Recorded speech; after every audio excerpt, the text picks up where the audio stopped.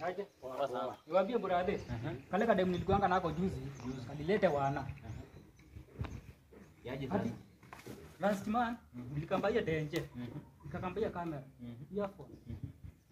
Hii bag nilikuwa nimembaia Last month. Hizo vitu zote.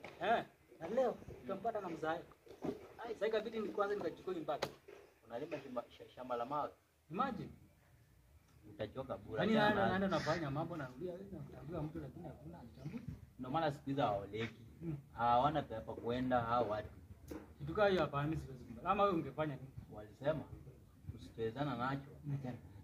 Ndio. Sitafanya makosa. Hiyo simu twende tukapige ngeta leo.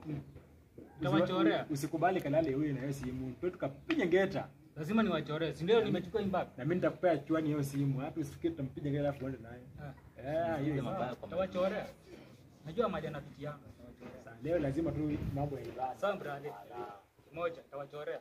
Hii bag nishaenda nayo. Poa. Hii nishachukua. Ushachukua sasa unaendea simu jioni. Simu tunawachorea. Simu tunaenda kupiga demo ngeta leo. Simu najua maji anapitia. Na mimi nitapewa jamaa chwani. Alafu atokio tenje na yake. Akadagaka kia. Mpe namba yake nichoree vizuri, nimpigie akuja kijana alafu tuchukue hizo zote. Simple. Atachorea. Hapa nitakupea. Sawa. Kwanza niingie mtoa account zingine sawa? Sawa.